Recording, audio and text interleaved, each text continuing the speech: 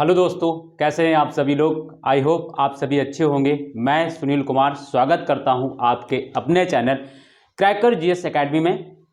दोस्तों, अगर हम बात करें तो हम यहां पर इंडियन ज्योग्राफी की सीरीज कर रहे हैं और जिसके अंतर्गत जो हमारा टॉपिक चल रहा है वो है भारत की जलवायु। क्या चल रहा है? भारत की जलवायु यानी इंडियन क्लाइमेट। ठीक है, तो हम लोग जो टॉपिक पढ़ रहे हैं अगर मैं उसकी बात करूं तो वो है दोस्तों भारत की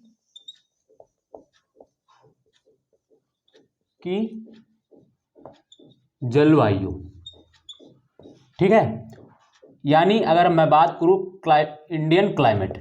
ठीक है, इंडियन क्लाइमेट ये हम लोग अध्ययन कर रहे हैं। ठीक है, और मैं आपको बता दूं मैं इसमें काफ़ी कुछ क्लासेस करा चुका हूं। मैं क्या क्या पढ़ा चुका हूं आपको मैं बता दूं इंडियन क्लाइमेट से रिलेटेड।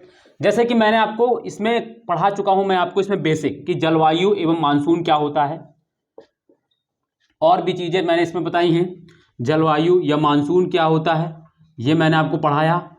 ठीक है, क्या होता है ये मैंने पढ़ाया आपको। ठीक है, सेकंड फिर मैंने आपको पढ़ाया भारतीय मानसून की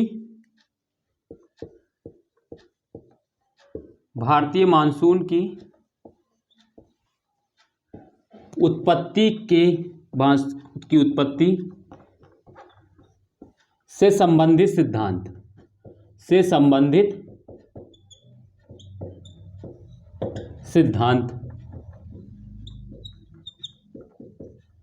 जिसमें मैंने आपको 3 सिद्धांत पढ़ाए हैं। कौन कौन से? तो देखिए, पहला मैंने आपको पढ़ाया है thermal concept of Halley. Thermal concept of Halley यानी हैली का तापीय सिद्धांत। ठीक है, हिंदी में अगर हम बात करें। फिर सेकंड मैंने आपको पढ़ाया है dynamic concept of phloem.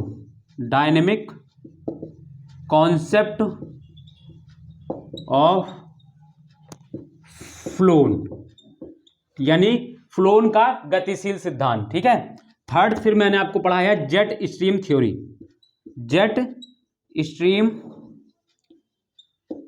Theory, ठीक है, यानी जेट स्ट्रीम थ्योरी मतलब जेट स्ट्रीम सिद्धांत। तो ये क्या है? भारतीय मानसून की उत्पत्ति से संबंधित सिद्धांत। कैसे मानसून का उत्पन्न होता है, कैसे मानसून आता है हमारे भारत में, ये सब मैंने इसमें बताया है। ठीक है, फिर मैं आपको पढ़ा रहा था। इसके बाद फिर मैंने जब मानसून आ गया हमारे भारत में, इसके बाद हमने कहा कि मानसून का वितरण कैसे होता है। मानसून का वितरण फिर मैंने आपको पढ़ाया। ठीक है, फिर मैंने आपको मानसून का वितरण पढ़ाया, डिस्ट्रीब्यूशन ऑफ, है ना, इंडियन मानसून। ठीक है, भारत में जो रेनफॉल है वो किस तरीके से विस्तृत होती, ये मैंने आपको पढ़ाया। फिर 4 मैंने आपको पढ़ाया कि भारत की ऋतुएं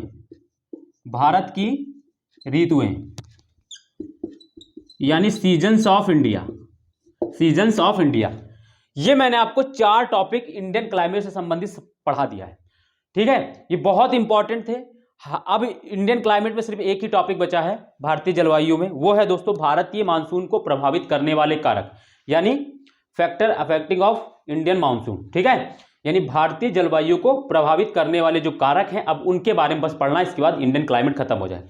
और मैंने ये बहुत डिटेल से दोस्तों कराया है, एक एक चीज को बहुत अच्छे से मैंने समझाया है। ठीक है, तो जो भी बच्चे नए हैं उनसे मेरा यही निवेदन रहेगा कि वो पीछे की दोस्तों क्लास जरूर देखें, ताकि आपको सारी कुछ एकदम एक सीरीज में मिल जाएंगी। ठीक है, सब कुछ क्लासेस मैंने प्लेलिस्ट भी बना दी है, आप प्लेलिस्ट को अगर ढूंढेंगे तो मिल जाएगा।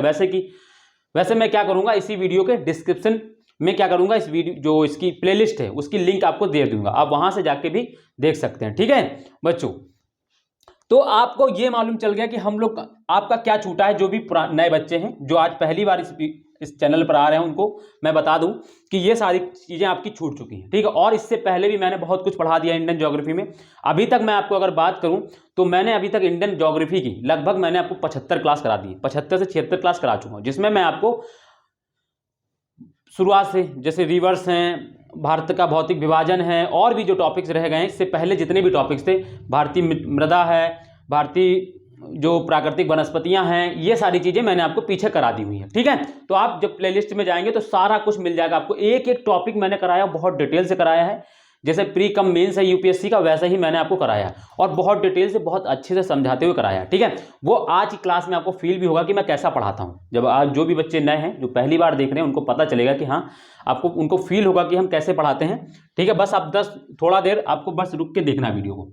ठीक है, तो चलिए, ये बात हो गई। अब हमारा जो आज का टॉपिक है वो है दोस्तों भारतीय जलवायु को प्रभावित करने वाले कारक, यानी factor affecting of Indian monsoon. ठीक है, तो चलिए हम बात कर रहे हैं, अपने टॉपिक को शुरू करते हैं दोस्तों।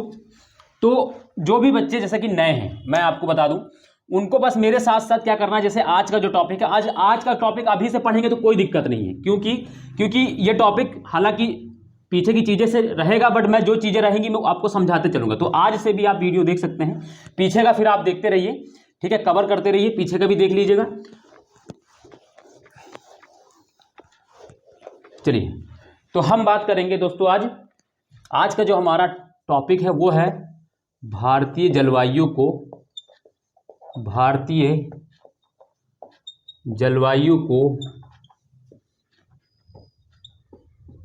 प्रभावित करने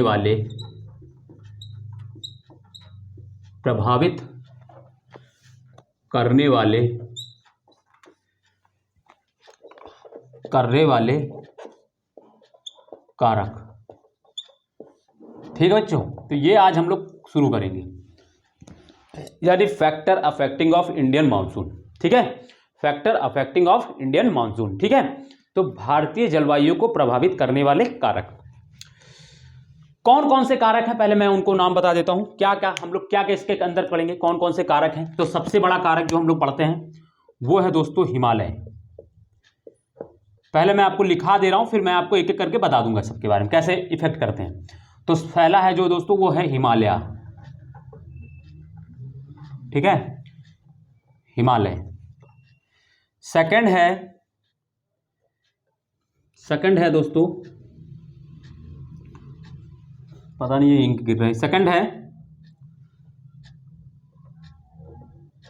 मानसूनी पवनें।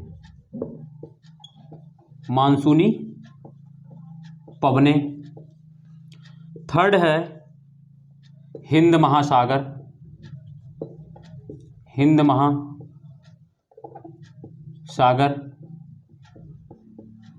फोर्थ है पश्चिमी विक्षोभ। एक और इसके बीच में लिख लो, फिर पश्चिमी विक्षोभ कराते हैं। स्थलाकृतियां,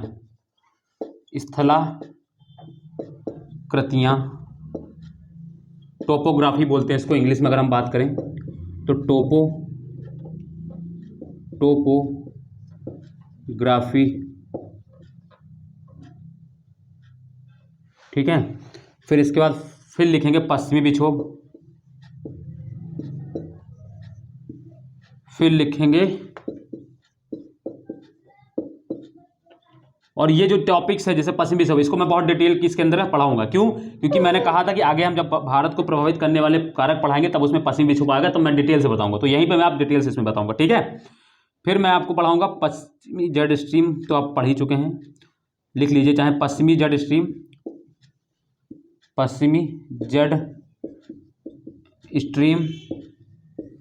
7 है दोस्तों, ठीक है, अल नीनो।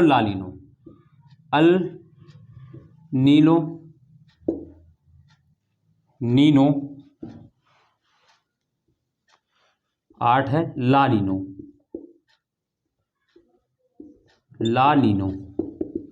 तो ये इतने हम फैक्टर पढ़ लेंगे तो आप आराम से समझ जाएंगे भारतीय मानसून को प्रभावित करने वाले कारक। और हैं, अब जरूरत नहीं है, और भी लिख सकते हैं, जैसे आईओडी पढ़ते हैं। ठीक है, इंडियन ओशियन। ठीक है, आईओडी होता है जिसको हिंद महासागर द्विध्रुव बोलते हैं जिसको। ठीक है, और फिर एक और होता है दोस्तों। ठीक, तो ये बहुत सारे हैं उसमें, बट हमको इतने मेनली जानने हैं, ये बहुत इंपॉर्टेंट है। इतने फैक्टर अगर आप जान जाते हैं कि कौन कौन से हैं ये, तो आपको आराम से जान जाएंगे। ठीक है, एक लैटिट्यूड वाला मैंने छोड़ दिया, उसके कोई मतलब नहीं है, क्योंकि वो सबको पता है कि क्या होता है। ठीक है, हमें मेनली पढ़ना है भारतीय मानसून को प्रभावित करने वाले कारक। ठीक है, तो ये दोस्तों कुछ 8 कारक हैं, मैं आपको पढ़ाऊंगा। हो सकता है कई लोग और भी बताते होंगे, बट कोई जरूरत नहीं है, इतने भी आपको पता हो गए तो आप आराम से लिख पाएंगे। और एक टॉपिक रह गया इंडियन ओशियन, है ना, डायपोल, वो मैं आपको डिफरेंट अलग पढ़ाऊंगा। जब ये खत्म कर लूंगा तब उसको मैं अलग से पढ़ाऊंगा। ठीक है, ठीक है। तो उसके लिए आप निश्चिंत रहें, वो आपको मैं पढ़ाऊंगा, वो मैंने आपसे बोल दिया, ठीक है। बट यहां पर मैं इतनी ही चीजें पढ़ाऊंगा अभी आपको, ठीक। तो चलिए हम दोस्तों शुरू करेंगे पहला हिमालय से। अब आप लोग आराम से, पहले मैं आपको समझाऊंगा, पहले आपको समझने पर ध्यान देना है। डायग्राम मैं बनाऊंगा, उसको बना लेना है आपको। जब मैं फिर लिखाऊंगा बोलकर या लिखूंगा तो आपको लिखते चलना है, ठीक है। तो आराम से पहले आपको समझना है चीजों को, तो सारा कुछ क्लियर हो है ना, मतलब कि हाँ कोई दिक्कत नहीं है। तो चलिए अब हम लोग पढ़ेंगे इसकी बात को, ठीक है। तो अब हम लोग पहला देखेंगे हिमालय। ये तो मिट ही नहीं रहा है आज, अगर गीला करना पड़ेगा क्या। तो फर्स्ट है हिमालय। हिमालय को मैं लिखा रहने दे रहा हूं, इसको मैं हिंदी में लिखा रहने दे रहा हूं, इंग्लिश में डाल दे रहा हूं, ठीक है। तो अभी आपको समझते चलना, बड़े प्यार से समझेंगे, बस कोई दिक्कत नहीं होगी। हम मैप बनाते चलेंगे, हम डायग्राम के थ्रू समझेंगे। देखिए हमें समझना है कि हिमालय कैसे हमारे भारत को प्रभावित करता है। पहले हम जानेंगे कि भारत में हिमालय की लोकेशन क्या है, सबको पता है, लेकिन मैं आपको बना के दिखाता हूं।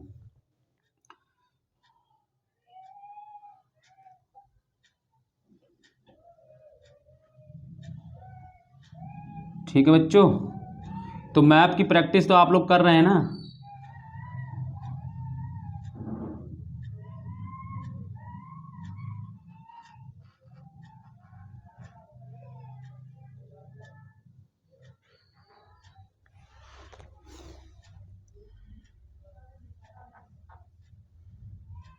ये दोस्तों कुछ हमारा इस तरीके से प्यारा भारत होता है। आप सब लोग भी दोस्तों मैप बनाने की प्रैक्टिस किया करिए, मैप बहुत इंपॉर्टेंट होता है। ज्योग्राफी आप तभी अच्छा कर पाएंगे ज्योग्राफी में जब आपका मैप अच्छा होगा, अदरवाइज आप ज्योग्राफी में अच्छा नहीं कर पाएंगे, ठीक है। तो कुछ इस तरीके से हमारा प्यारा भारत होता है दोस्तों। और इस प्यारे भारत में दोस्तों आप सभी जानते हैं, आप सभी जानते हैं कि यहाँ पर दोस्तों क्या होता है, हिमालय होता है। यहाँ पर ऐसे ऐसे करके हिमालय, हमारा प्यारा भारत में जो होता है वो हिमालय इस तरीके से फैला होता है, ठीक है। इस तरीके से हिमालय जो है हमारे भारत में फैला होता है। ये दोस्तों क्या है, ये है हिमालय, ठीक है। हिमालय क्या है, इंडिया के नॉर्थ में होता है, ये सबको पता है, ठीक है। अब हमें यह समझना है कि हिमालय भारतीय जलवायु को कैसे प्रभावित कर रहा है, क्या रोल कर रहा है, भूमिका क्या अदा कर रहा है। देखो प्रभावित करने का मतलब क्या है कि वो कुछ ना कुछ ऐसी अपनी अहम भूमिका निभा रहा है जिसकी वजह से हमारे यहाँ जलवायु, मानसून या जलवायु कह लीजिए, वो प्रभावित हो रही है। तो मैं इसको दो तीन तरीके से आपको समझाऊंगा, आपको शायद कोई एक ही दो तरीके से बताएगा, मैं आपको दो तीन तरीके बताऊंगा इसमें कैसे प्रभावित कर रहा है। तो देखिए हिमालय हमारे भारत के उत्तर में है, ये हम लोग जानते हैं, ठीक है। पहली चीज तो आप ये जानिए कि हमारे भारत में यहां से मध्य से, भारत के बीच से, यहां से दोस्तों एक लाइन गुजरती है जिसका नाम है, क्या नाम है दोस्तों, 23.5 डिग्री नॉर्थ। इसका क्या नाम होता है, 23.5 डिग्री नॉर्थ यानी कर्क रेखा, ये गुजरती। इसको याद रखिए, बार बार यूज होगा क्लाइमेट में, ठीक है। ये हमारे मध्य से गुजरती है भारत के बीच से, ठीक है। इसकी वजह से दोस्तों होता क्या है, क्योंकि देखो अब यहां पर दोस्तों क्या होगा, 0 डिग्री होगा, यहां पर एक लाइन होगी उसको 0 डिग्री बोलेंगे, ये अर्थ पे, ठीक है। 0 डिग्री से लेकर 23.5 डिग्री नॉर्थ की, नॉर्थ और 23.5 डिग्री साउथ तक, यानी 0 डिग्री से नॉर्थ भी जाएंगे 23.5 डिग्री और 0 डिग्री से 23.5 डिग्री साउथ जाएंगे। तो इस क्षेत्र को दोस्तों बोलते हैं उष्णकटिबंधीय क्षेत्र, ठीक है। इस क्षेत्र को बोलते हैं उष्णकटिबंधीय क्षेत्र। क्या बोलते हैं, 0 डिग्री से 23.5 डिग्री नॉर्थ वाले क्षेत्र को और 0 डिग्री से 23.5 डिग्री साउथ वाले क्षेत्र को क्या बोलते हैं, क्या बोलते हैं, उष्णकटिबंधीय क्षेत्र, ठीक है। यह क्षेत्र क्या होता है, गर्म होता है, ठीक है। पूरे अर्थ में कंपेरेट, पूरे अर्थ के एरिया में सबसे कंपेरेटिवली यही वाला एरिया गर्म होता है। और यहां पर क्या होता है, तापमान हमेशा ज्यादा रहता है, प्रेशर हमेशा कम बना रहता है, ठीक है। तो इसको क्या बोलते हैं, उष्णकटिबंधीय। लेकिन जब हम 23.5 डिग्री के नॉर्थ में जाएंगे, नॉर्थ में जब हम जाएंगे तो इसको बोला जाता है इसको बोला जाता है शीतोष्ण कटिबंधीय क्षेत्र। क्या बोला जाता है, शीतोष्ण कटिबंधीय क्षेत्र, ठीक है। लेकिन यहां पर एक चीज आपको जानना है, हमारे ये कहां पर होता है, ये पूरे विश्व में होता है, लेकिन हमारे भारत में ये क्या होता है, यहां हमारे भारत में शीतोष्ण कटिबंधीय क्षेत्र नहीं पाया जाता। हमारा भारत है जरूर शीतोष्ण कटिबंधीय क्षेत्र के जोन में जरूर है, लेकिन क्लाइमेटिक कंडीशन जो है वो हमारे भारत में शीतोष्ण कटिबंधीय वाली नहीं मिलती। क्यों नहीं मिलती, तो रीजन इसका यह है क्योंकि क्या होता है नॉर्थ से दोस्तों, ये जो नॉर्थ है ये साइबेरियन इलाका, रूस का जो साइबेरियन इलाका, यहां से क्या होती है ठंडी हवाएं चलती हैं, ठीक है, ठंडी हवाएं चलती हैं और वो हवाएं चलकर दोस्तों क्या होती है पूरे यूरोप में फैल जाती हैं, ठीक है, जिसके वजह से होता क्या है कि वहां पे बहुत सर्द रहती है, हमेशा साल के 12 मास हमेशा सर्दी रहती, बर्फ गिरती रहती, ठीक है। लेकिन यही जो हवाएं हैं हमारे भारत में ऐसे ऐसे करके आती हैं, भारत की ओर आती तो हैं, लेकिन दोस्तों होता यह है कि हिमालय क्या करता है, इन हवाओं को रोक लेता है, इन हवाओं को रोक लेता है। ये कौन सी हवाएं हैं, तो ये साइबेरियन हवाएं हैं, साइबेरियन हवाएं, साइबेरियन पवने बोल दीजिए, ठीक है, पवने, साइबेरियन पवने, ये क्या होती है, ये हमारे भारत में एंटर तो करना चाहती हैं लेकिन एंटर कर नहीं पाती। रीजन ये रहता है क्योंकि हिमालय हमारे नॉर्थ में है और हिमालय से टकराकर ये वहीं घूमकर वहीं उधर से लौट जाती, हमारे भारत में नहीं आती। अगर सोचो हिमालय ना होता तो क्या होता, ये जो हवाएं हैं, जो साइबेरियन हवाएं, ये हमारे भारत के मैदान में प्रवेश कर जाती और फिर क्या होता, ये जो जोन है, ये जो जोन हमने अभी जो आपको शीतोष्ण कटिबंधीय, ये वास्तव में हमारे भारत में शीतोष्ण कटिबंधीय इलाका ही होता, लेकिन है हमारा भारत स्थित शीतोष्ण कटिबंधीय क्षेत्र में आधा उत्तर का, लेकिन फिर भी हमारे पूरे भारत में कौन सी दशाएं पाई जाती है, उष्ण कटिबंधीय हवाएं दशा पाई जाती है। कौन सी दशा, उष्ण कटिबंधीय जलवायु पाई जाती है, उष्ण कटिबंधीय जलवायु पाई जाती है पूरे भारत में। हमने क्या बोला, हमारा साउथ का एरिया तो उष्ण कटिबंधीय इलाके में है, तो उसमें तो मिलेगी उष्ण कटिबंधीय जलवायु, लेकिन नॉर्थ वाला जो इलाका है वो शीतोष्ण कटिबंधीय इलाके में है, लेकिन फिर भी क्यों हमारे भारत में उष्ण कटिबंधीय जलवायु मिलती है। रीजन ये है कि साइबेरियन जो पवने हैं वो क्या करती हैं, वो टेम्परेचर को गिरा देती है, यानी क्या कर देती, ठंडा कर देती मौसम को, ठीक है, और वो हवाएं जो है वो हमारे भारत में प्रवेश नहीं, पूरे भारत में फैल जाती है, लेकिन हमारे भारत के उत्तर में हिमालय होने की वजह से क्या होता है, हिमालय होने की वजह से वो हवाएं दोस्तों क्या है हमारे भारत में प्रवेश नहीं कर पाती, और जब वो हवाएं प्रवेश ही नहीं कर पाएंगी तो हमारे भारत का टेम्परेचर गिरेगा ही नहीं। इसी वजह से हमारे भारत में के पूरी जलवायु, पूरे क्षेत्र में, पूरे इंडिया में दोस्तों क्या होती है, उष्ण कटिबंधीय जलवायु पाई जाती है, ठीक है। आपसे पूछा जाता है कभी कभी कि भारत की जलवायु किन किन जलवायु में स्थित है, तो आप बताएंगे शीतोष्ण कटिबंधीय एवं उष्ण कटिबंधीय, लेकिन भारत में कौन सी जलवायु पाई जाती है, तो उष्ण कटिबंधीय जलवायु। रीजन क्या है, साइबेरियन हवाएं वहां से नहीं आ पा रही। पहला तो ये आप जान गए, पहला ये रोल होता है हिमालय का, समझ गए कि साइबेरियन जो हवाएं होती है वो भारत में प्रवेश नहीं कर पाती, सबसे पहला रोल ये हो गया। दूसरा क्या प्रभाव दिखाता है हमारे भारत में, ठीक है, समझेंगे।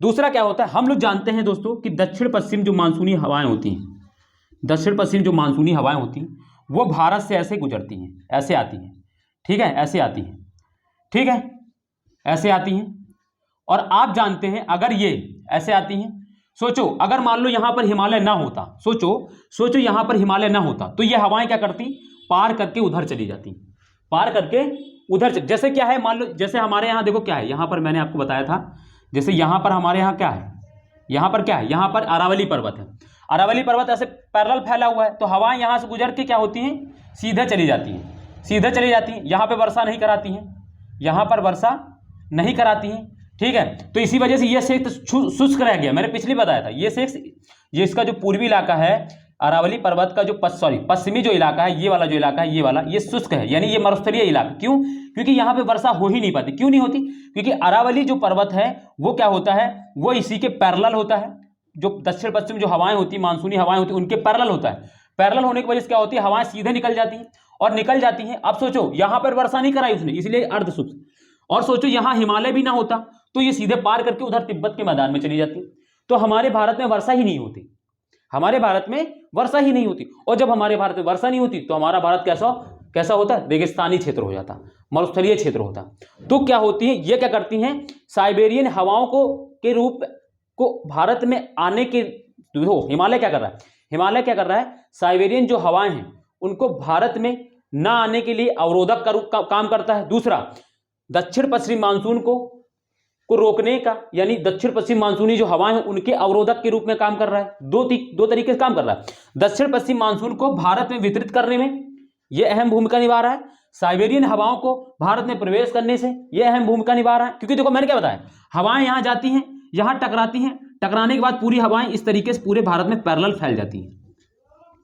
अगर ये सोचो हिमालय ना होता तो ये हवाएं सीधे पार कर जाती और हमारे भारत में वर्षा नहीं होती, चाहे जितनी नमी हो कोई फर्क नहीं पड़ता, जब तक हमें कोई एक अवरोधक नहीं मिलता। जैसे कि मैंने क्या बताया, पश्चिमी घाट है, यहाँ पर मैंने बताया था पश्चिमी घाट है, तो यहाँ पर क्या होती है, हवा यहाँ टकराकर इसी घाट में वर्षा करा देती और ये वाला क्षेत्र सूखा रह जाता है, ठीक है। और अगर मान लो ये हिमालय ये ना होता, पश्चिमी घाट यहाँ ना होता, तो पश्चिमी घाट का ये वाला क्षेत्र जो आज हम लोग जैव विविधता क्षेत्र बोलते हैं वो होता ही नहीं, क्योंकि वर्षा ही नहीं होती। तो इस तरीके से जान लो कि ये हिमालय जो है, इस तरीके से हिमालय जो है दो तरीके से ये काम कर रहा है। तीसरा क्या काम करता है और समझो, दो मैंने बताया, तीसरा ये क्या करता है कि मैंने आपको बताया था ठंडी के समय में दोस्तों क्या होती है, जो जेट स्ट्रीम होती है वो क्या होती है, वो भारत में जैसे आती प्रवेश करती है कि और आती है, पश्चिम से पूरब की ओर चलती हुई आती है।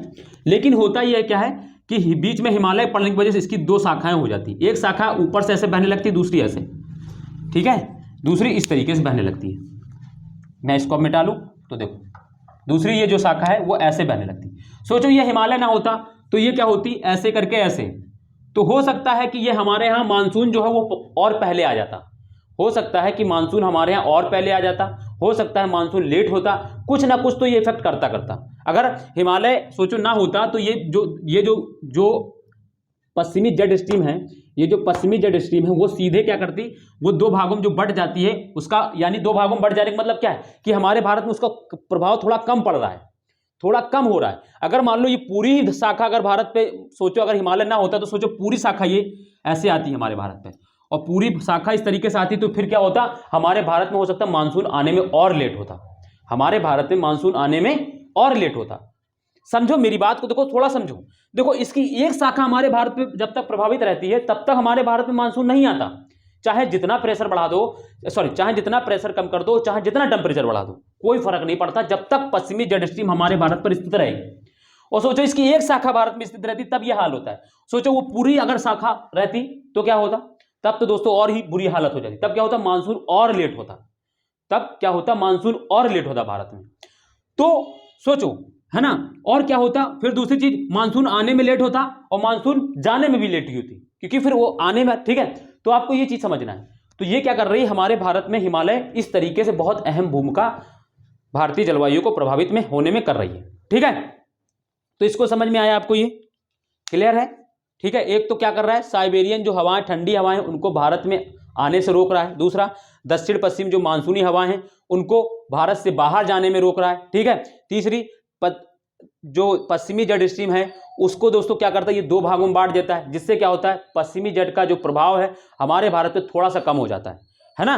सोचो उसका पूरा ही, अगर उसकी पूरी शाखा प्रभाव डालती तो ज्यादा प्रभाव पड़ता ना। अभी सोचो इतना एक शाखा डालती है तब हमारे मानसून का ये हाल कर रखती है, और सोचो दोनों शाखा इसका जो उसने हम लोग डिवीजन किया है और वो पूरा डालती तो क्या होता दोस्तों, तो फिर और दिक्कत होती है ना।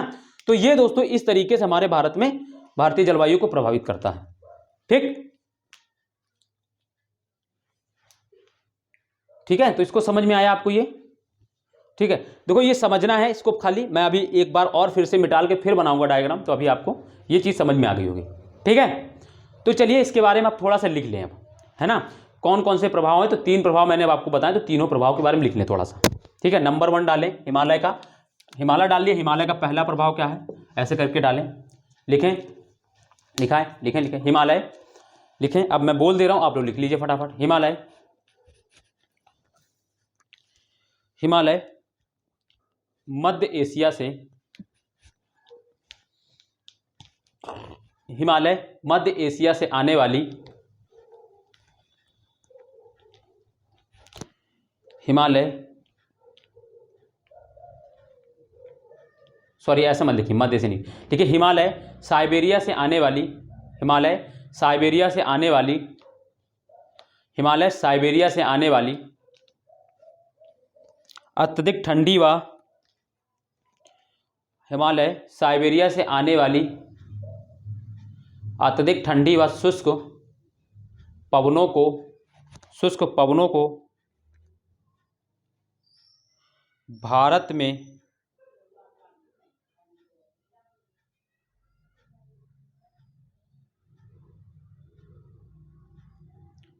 शुष्क पवनों से भारत की, शुष्क पवनों से भारत की, हिमालय, हिमालय साइबेरिया से आने वाली ठंडी व शुष्क पवनों से हिमालय साइबेरिया से आने वाली ठंडी व शुष्क पवनों से भारत की रक्षा करती है, भारत की रक्षा करता है। ठीक है, तो पहला ये है क्या हो, ये जो साइबेरियन जो हवाएं हैं, ठंडी हवाएं, उनको आने से दोस्तों ये रोकता है। ठीक है, दूसरा लिखें, दूसरा पॉइंट इसमें लिखें, हिमालय दक्षिण पश्चिमी मानसूनी पवनों, दक्षिण पश्चिम मानसूनी पवनों, हिमालय दक्षिण पश्चिम मानसूनी पवनों के सामने एक प्रभावी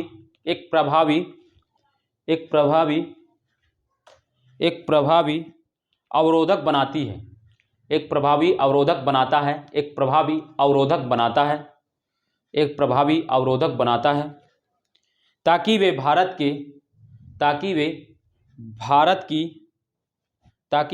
की उत्तरी सीमाओं को पार ना कर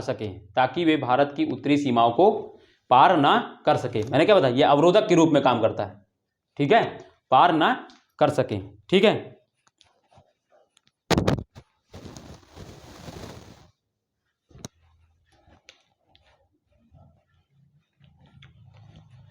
ठीक, सेकंड लिखें, और इसमें मतलब एक थोड़ा सा पैराग्राफ चेंज करके लिखेंगे, ये लाइन लिखने के बाद इस प्रकार पैराग्राफ चेंज करके इस प्रकार हिमालय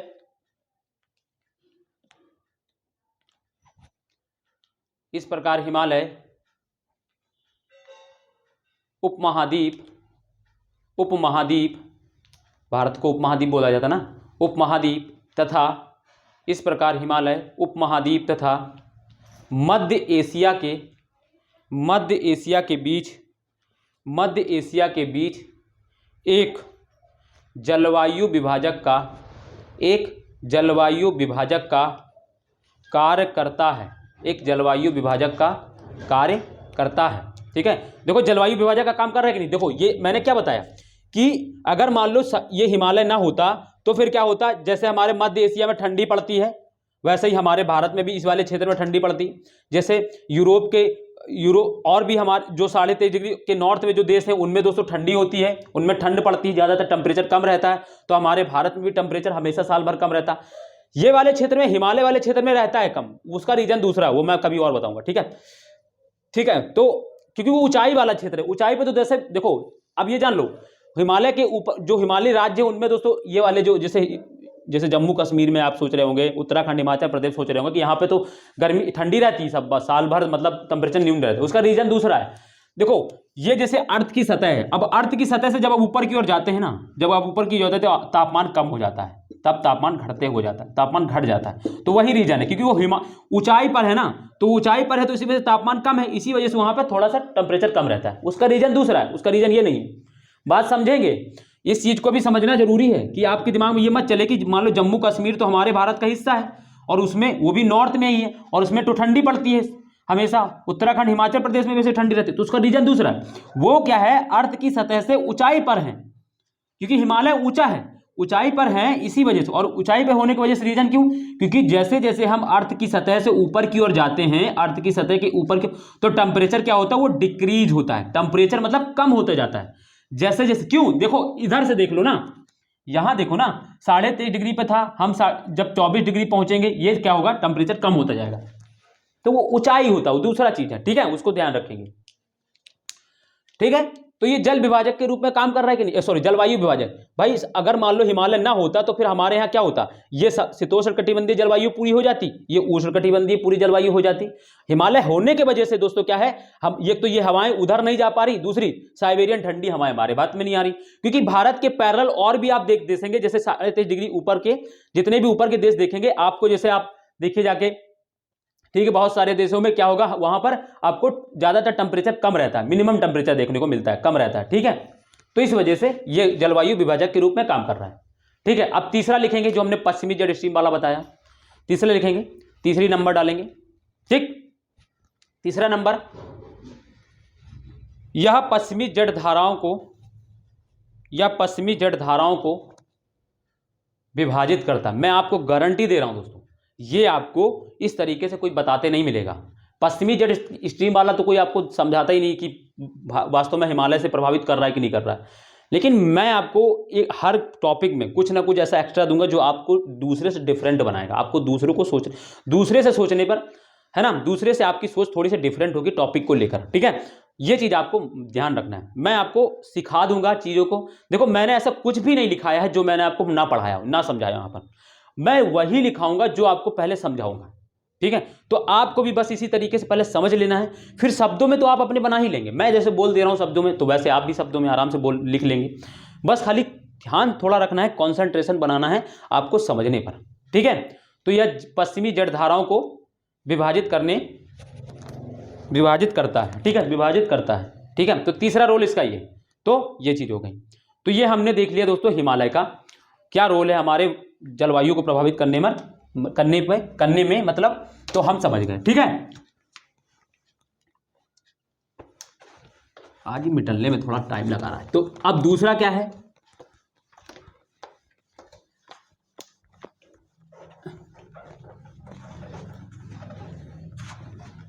मैं आपको एक चीज बता दूं, मैं इसमें आपको एक पॉइंट और लिखा सकता था भारतीय जलवायु को प्रभावित करने वाले कारक में, शिफ्टिंग ऑफ प्रेशर बेल्ट, लेकिन वो आपको थोड़ा डिटेल में ले जाता है। वो मेंस वाले लोग, वो ऑप्शनल वाले लोग पढ़ते हैं ज्योग्राफी में, शिफ्टिंग ऑफ प्रेशर बेल्ट से कैसे प्रभावित होता है, क्योंकि वो हालांकि वैसे मैं पढ़ा चुका हूँ उसको पीछे, आपको पीछे क्लास में मैं पढ़ा चुका हूँ, ठीक है। लेकिन मैंने यहाँ पे प्रभावित करने वाले कारक में वो नहीं लिखा है, क्योंकि वो आपके लिए नहीं, वो जो ऑप्शनल पढ़ते हैं उसके लिए। देखो दूसरा जो कारक है वो है मानसूनी पवनें। अभी मानसूनी पवनें कैसे प्रभावित कर रही, तो इसको देखेंगे, मानसूनी पवनें, ठीक है। मानसूनी पवनें कैसे हमारे भारत को प्रभावित, इसको देखेंगे। देखिए फिर से मैप बनाएंगे और फिर से देखेंगे,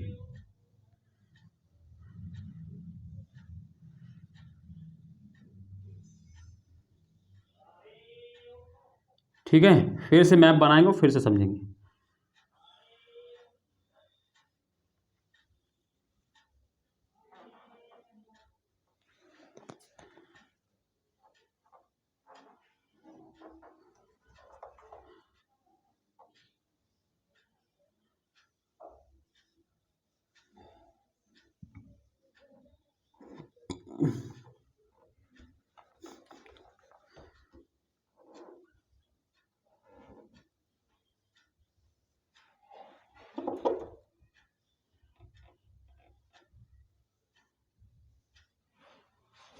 तो ये दोस्तों हमारा प्यारा भारत हो गया, ठीक है।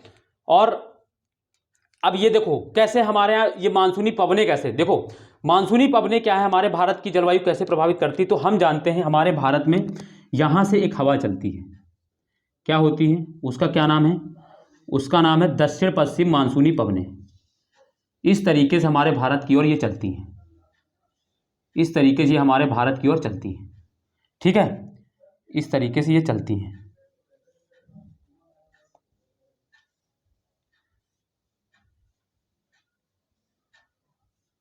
इस तरीके से हमारे भारत में ये हवाएं चलती हैं, ठीक है। इन हवाओं की वजह से क्या होता है, पूरे भारत में ये जो हवाएं हैं, मैं ऊपर हिमालय बना दूं, अदरवाइज क्या होगा फिर पार कर जाएंगी ये नहीं तो हवाएं। ये हिमालय हो गया,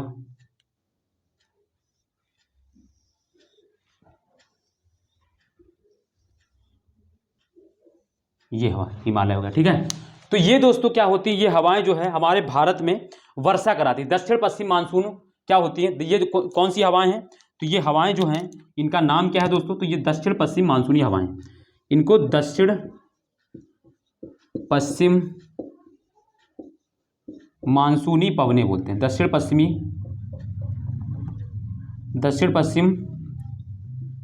मानसूनी पवनें, दक्षिण पश्चिम मानसूनी पवनें। देखो अब अगर मान लो ये हवाएं ना चलती, अब देखो मैं आपको बता दूं ये हवाएं चलती कैसे हैं, तो ये शिफ्टिंग ऑफ प्रेशर बेल्ट मैंने आपको पीछे पढ़ाया उसकी वजह से। ये क्या होता है, जब ITC-Z हमारे भारत में नॉर्थ में पहुंच जाता है, ठीक है। ITC-Z क्या होता है, जब जहां पर सन लंबवत चमकता है, ठीक है, वहां पर क्या होता है, निम्न वायु दाब का क्षेत्र बनता है, ठीक है। समझेंगे, मैं बताते रहूं, थोड़ा सा जान लें। अब ये ITC-Z क्या होता है, ITC-Z का मतलब होता है, अगर मैं पूरी इसकी मीनिंग बताऊं तो inter tropical convergence zones, inter tropical convergence zone. ये बनता कहां पर है, तो ये दोस्तों ये बनता वहां पर है जहां पर निम्न वायुदाब का क्षेत्र होता है। अब आप सोचिए निम्न वायुदाब का क्षेत्र कहां बनेगा, जहां पर सूर्य की किरणें लंबवत पड़ेंगी। क्यों?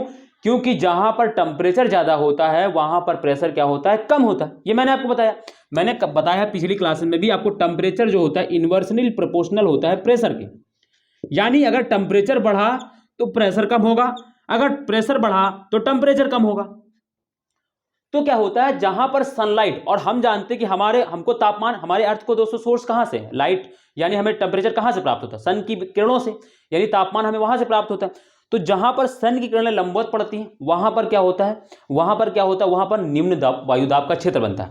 और जो निम्न वायुदाब का क्षेत्र होता है उसी को बोलते हैं ITC-Z। ठीक है। अब यहां पर और भी कुछ होता है कि वहां पर दो व्यापारिक पवनें आकर मिल जाती हैं, वो नहीं समझिए, बस इतना जानिए। तो क्या होता है 23.5 डिग्री नॉर्थ पर 21 जून को जब मानसून हमारे यहाँ भारत में आता है, तो कब होता है, जून में आता है। आप जानते हैं, सभी जानते हैं कि जून के महीने में बारिश होती है हमारे यहाँ के बाद शुरू हो जाती है मानसून।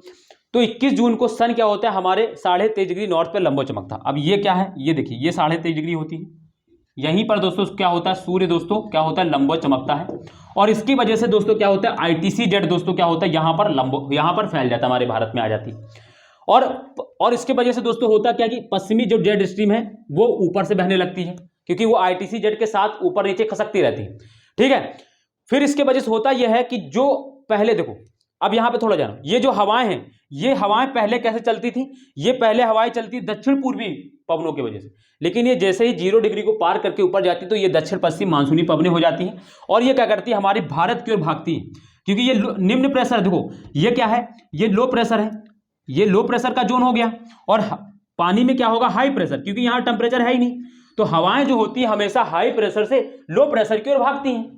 ठीक है, यहां लो प्रेशर, यहां हाई प्रेशर, और ये हवाओं का डायरेक्शन कहां से, दक्षिण पश्चिम। तो इसी वजह से ये हवाएं दोस्तों क्या होती, भारत की ओर चलती है, और ये इस तरीके दक्षिण पश्चिम से होते हुए भारत में क्या होती, पूरे भारत में इस तरीके से फैल जाती है। इस तरीके से क्या होता है, इस तरीके से ये यहां पर टकरा के ये इस तरीके से पूरे भारत में फैल जाती है। ठीक है, तो ये होती, इस वजह से इनमें वर्षा होती है। ठीक है, ये तो दक्षिण पश्चिम मानसून से हमारे भारत में वर्षा होगी। हमारे भारत के इस वाले इलाके में दक्षिण पश्चिम मानसून से वर्षा नहीं होती, मैंने आपको बताया था पिछली क्लास में।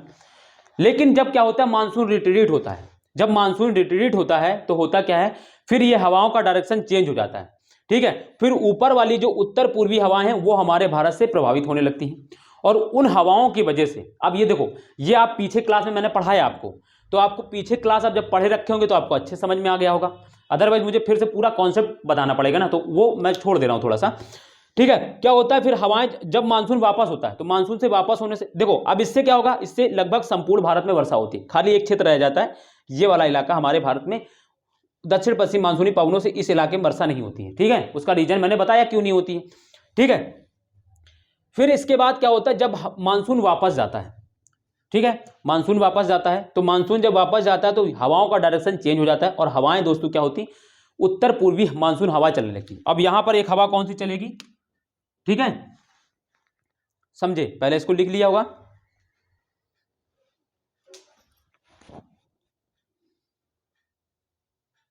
ठीक, अब इसको देखो, ये क्या होता है, यहां देखिए, यहां पर फिर क्या होता है, जब ये हवा, अब मानसून जब वापस हो जाता है, जब वापस हो जाता है जून के बाद, मध्य सितंबर के बाद मानसून वापस होता है, तो क्या होता है, हवा का डायरेक्शन इस तरीके से हो जाता है, हवा का डायरेक्शन फिर दूसरा चेंज हो जाता है, इस तरीके से चलती है। ठीक है, अब ये चलती है दोस्तों कहती, अब देखो ये समुद्र से स्थल की ओर चल रही थी तो इनमें नमी थी, लेकिन ये क्या होती है, ये स्थल से चलती है समुद्र की ओर, तो स्थल में तो नमी, पानी मिलेगा नहीं, तो इनमें नमी नहीं रहती, तो ये इन भागों में तो वर्षा नहीं करा पाती, ऐसे जाती हैं। हालांकि ये हिमालय रोक लेता है, कुछ भाग यहां से चलने लगती, लेकिन कुछ दोस्तों क्या होती है, ये क्या होती हैं, यहां से अरब सागर से बंगाली खाड़ी से होकर गुजरती हैं, और क्या होती है, इस इलाके में वर्षा करा देती, तमिलनाडु के इलाके में। ठीक है, तो ये इन वजह से, इसी वजह से मानसूनी पवनें भी क्या है, हमारे भारतीय मानसून को प्रभावित करती हैं, यानी वर्षा कराने में महत्वपूर्ण भूमिका निभाती हैं। ठीक है, तो लिखें इनके बारे में, थोड़ा सा समझ में आ गया ना मानसूनी पवनों के बारे में। समझते चलना है, सबसे ज्यादा जरूरी मानसूनी पवनों के बारे में समझना है। ठीक है, लिखें थोड़ा सा अब इनके बारे में भी। ठीक है, लिखें मानसूनी पवनें, और लिखें इसके अंदर 2 पॉइंट में बनाएंगे इसको, 2 पॉइंट बनाएंगे इसमें। इसमें 2 पॉइंट बनाना है हमको, क्योंकि एक बनाना है दक्षिण पश्चिम मानसूनी पवने वाली और दूसरा उत्तर पूर्वी मानसूनी पवनों वाली। ठीक है, तो पहला लिखेंगे दक्षिण पश्चिम मानसूनी पवनों, दक्षिण पश्चिम मानसूनी पवने, दक्षिण पश्चिम मानसूनी पवने समुद्र से स्थल की ओर, ये समुद्र है और ये स्थल है, समुद्र से स्थल की ओर चलती हैं और समस्त देश में प्रचुर वर्षा कराती हैं, और समस्त देश में प्रचुर वर्षा कराती हैं। पर्याप्त वर्षा मतलब कराती हैं, प्रचुर या पर्याप्त वर्षा कराती हैं। तो ये दक्षिण पश्चिम मानसून का ये रोल होता है। सेकंड लिखें, दूसरा उत्तर पूर्वी मानसूनी पवने। ठीक है, लिखें उत्तर पूर्वी मानसूनी पवने, अब वो वाली पवने, दूसरा ये उत्तर पूर्वी मानसूनी पवने स्थल से समुद्र की ओर चलती हैं। स्थल से, ये स्थल है ना ऊपर देखिए, स्थल से समुद्र की ओर चलती हैं। ठीक है, स्थल से समुद्र की ओर चलती हैं, ठीक की ओर चलती हैं और वर्षा करने में असमर्थ होती हैं, और वर्षा करने में असमर्थ होती हैं, असमर्थ होती हैं, असमर्थ ऐसे लिखिएगा, असमर्थ होती हैं। लेकिन बंगाल की खाड़ी से होते हुए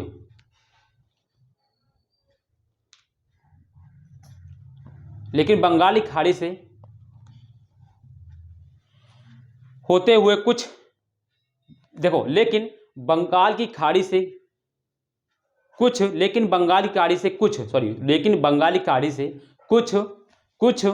जलवाष्प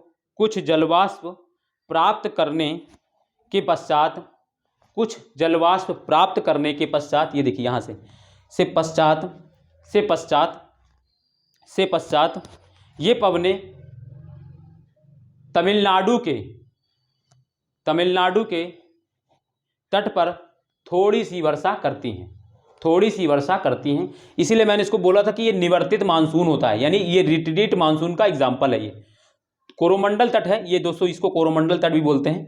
ठीक है, इस तट पर दोस्तों क्या होती है, कोरोमंडल तट पर किन हवाओं से वर्षा होती है, तो उत्तर पूर्वी मानसूनी पवनों से। ठीक है, तो ये क्या कर रहा है हमारी मानसून को दूसरी तरीके से, ये है दूसरा इफेक्ट, दूसरा प्रभाव मानसूनी पवनें कर रही हैं।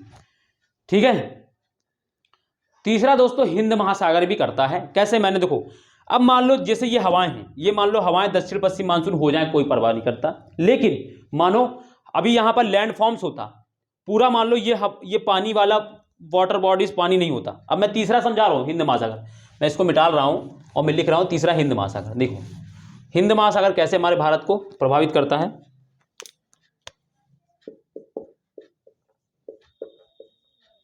हिंद महासागर, सोचो दोस्तों, अगर हिंद महासागर ना होता, सोचो यहां पर हिंद महासागर की जगह पर दोस्तों क्या, मान लो हम लैंडफॉर्म्स होता, ये हवाएं तो चलती, हवाओं का पैटर्न तो यही रहता, हवाएं तो दोस्तों वो तो दूसरी वजह से चेंज होता। लेकिन सोचो यहां पर, सोचो हिंद महासागर ना होता, यानी यहां पर पानी ना होता, तो क्या होती, ये हवाएं भले ही ऐसे चलती लेकिन इनमें नमी नहीं रहती, और जब इनमें नमी नहीं रहती तो ये वर्षा ही नहीं कराती, भले ये कितनी भी तेज उधर जाती, हिमालय से टकराती, पूरे भारत में फैल जाती, कोई फर्क नहीं पड़ता। भाई नमी होनी चाहिए ना, नमी रहेगी तभी तो वर्षा होगी। लेकिन हिंद महासागर की होने की वजह से, ये जब हिंद महासागर से ऊपर से गुजरती है तो इनमें क्या होती है, हिंद महासागर से नमी धारण कर लेती, आर्द्रता धारण करती, और क्या करती, यही नमी धारण करने के बाद दोस्तों क्या होती है, हिमालय टकराने के बाद अलग अलग क्षेत्रों में वर्षा करा देती। तो इस तरीके से जो हिंद महासागर है वो क्या कर रहा है, एक तो जो मानसूनी पवने हैं, जो दक्षिण पश्चिम मानसूनी पवने हैं, उनको नमी प्रदान करने का काम कर रहा है, पहला हिंद महासागर का रोल। दूसरा, पूरे दक्षिण भारत में उष्णकटिबंधीय जलवायु बनाए रखने में भी दोस्तों हिंद महासागर का बहुत बड़ा रोल होता है। ठीक है, ठीक है, क्योंकि हवाएं चाहे जितनी चल जाएं, अगर पानी नहीं होगा तो दोस्तों वो नमी नहीं धारण करेगी, और नमी नहीं होगा तो वर्षा नहीं कराएंगी। तो हिंद महासागर दोस्तों क्या कर रहा है, दक्षिण पश्चिम मानसूनी हवाएं जो है, जो इसके ऊपर से गुजरती हैं, तो ये क्या करती है, हिंद महासागर से नमी लेती हैं, और नमी लेने के बाद ये भारत के इलाके में वर्षा कराती है। ठीक है, तो ये जान लो। ठीक, तो ये चीजें समझ में आ गई। ठीक है, तो ये तीसरा है, इसको भी लिख ले, चाहे तो लिखिए फटाक से। ठीक, लिखें, ये मिटा दे रहा हूं, नहीं तो अभी आप कंफ्यूज रहेंगे फिर थोड़ा सा, इसको लिख, ठीक है, हाई लो हटा दे रहा हूं, ठीक। तो इसको लिखें, लिखें, पहला पॉइंट इसमें लिखेंगे, यह हिंद महासागर हेडिंग डालेंगे और लिखेंगे यह भारत में उष्णकटिबंधीय या भारत में उष्णकटिबंधीय जलवायु को बनाए रखने में मदद करता है, या भारत में उष्णकटिबंधीय जलवायु को बनाए रखने में मदद करता है। पहला तो ये भारतीय जलवायु को इस तरीके से प्रभावित कर रहा है, ठीक है। मैं आपको बता दूं, मैंने आपको बताया है पिछली क्लास में, मैंने आपको बताया है कि हमारे भारत में, आपको मैं बता दूं, हमारे भारत में क्या होता है, ये साउथ का जो इलाका है, ये जो साउथ का इलाका है ना, ये जो दक्षिण का ये वाला इलाका, ठीक है, इससे होता यह है दोस्तों कि यहाँ पर चाहे ठंडी हो और चाहे गर्मी का सीजन हो, मतलब हमारे भारत में सन चाहे लंबो चमक रहा हो और चाहे वो दक्षिण में चला गया, टेम्परेचर दोस्तों 20 से 30 के बीच में ही रहता हमेशा। गर्मियों में मैक्सिमम तापमान यहाँ पे 28 से 30 डिग्री सेल्सियस पहुँचता है, और गर्मियों में दोस्तों 22 से 23, 24, 25, इससे ज़्यादा, ठंडियों में टेम्परेचर यहाँ पर 22 से 23 डिग्री सेल्सियस रहता है, 22 से 24, 25, 26 लगभग रहता है, और गर्मियों में यहाँ का तापमान कितना रहता है, लगभग 30 के आसपास पहुँचता है। लेकिन देख रहे हैं हम, ज़्यादा इफेक्ट नहीं पड़ रहा, लेकिन उसी की अपेक्षा अगर आप देखें यहाँ पर देखें तो यहाँ पर ठंडियों में तापमान आप देखेंगे 10 से 15 डिग्री सेल्सियस औसत रहता है, ठीक है, कभी कभी कम ज़्यादा भी होता है, वो अलग है, वो एक दिन की एक्सट्रीम स्थिति हो जाती, मगर नॉर्मली आप देखेंगे तो उत्तर भारत के मैदान में 10 से 15 डिग्री सेल्सियस ठंडियों में तापमान रहता है। लेकिन जब सूर्य 21 जून को सन पर लंबो चमकता है तो वही तापमान बढ़कर कितना पहुंच जाता है, 40 से 42, कभी कभी 45, और राजस्थान के इलाके में तो 50 पहुंच जाता है, यानी गर्मियों में 50 तक पहुंचता है तापमान। लेकिन यहां पर आप देखिए, ठंडियों में तापमान 22 से 26 डिग्री सेल्सियस के बीच में है, और गर्मियों में तापमान 28 से 30 डिग्री सेल्सियस है। ऐसा रीजन क्यों? क्योंकि वो रीजन है, वो है हिंद महासागर, वो है हिंद महासागर। हिंद महासागर ना होता तो फिर ये भी जिस तरीके से वेरिएशन हमारे भारत में तापमान का देखने को मिलता है उत्तर भारत में, उसी तरीके का वेरिएशन यहां पर भी देखने को मिलता। सो अगर हिंद महासागर ना होता तो फिर यहां पर भी तापमान बढ़ता घटता जाता जिस तरीके से, है ना। तो ये भूमिका निभा रहा है, इसीलिए मैंने लिखाया पहला वाला पॉइंट, ये इंपॉर्टेंट है, और पहला वाला पॉइंट आपको कोई पढ़ाते नहीं मिलेगा, मैं गारंटी दे रहा हूं पूरे यूट्यूब पर, इस तरीके से कोई आपको पढ़ाते हुए नहीं मिलेगा, ठीक। तो उसको बहुत इंपॉर्टेंट नोट्स कभी भी आपको लिखने को मिले तो ये पॉइंट जरूर लिखिएगा। अब दूसरा पॉइंट लिख लीजिएगा जो नमी वाला है, इनको मिलता है। देखो हमने हिंद महासागर को क्यों लिया इफेक्ट करने, रीजन हमको वो समझाना था। ये तो आपको पता ही है कि हवाएं समुद्र के ऊपर से चलेंगी तो नमी तो लेंगी ही लेंगी, लेकिन मेन जो फैक्टर था वो ये वाला था कि तापमान क्यों इतना कम वेरिएशन रहता है, उसका रीजन क्या है। भाई आप देखें ना तो 0 डिग्री भारत 23.5 डिग्री भारत के बीचों बीच में है, यानी जितना तापमान नॉर्थ में जा रहा है उतना ही तापमान, जितनी रेडिएशन सन की ऊपर नॉर्थ में मिल रही भारत को, उतनी ही साउथ में भी मिल रही, लेकिन फिर भी टेम्परेचर कितना ज्यादा वेरिएशन कैसे मिल रहा है, तो उसका रीजन है हिंद महासागर, ठीक। तो चलिए अब दूसरा उसमें सेकंड पॉइंट लिखिए या भारत में, सेकंड पॉइंट कौन सा, हिंद महासागर के अंतर्गत ही, यह भारत में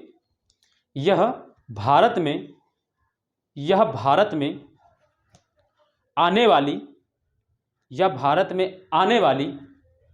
दक्षिण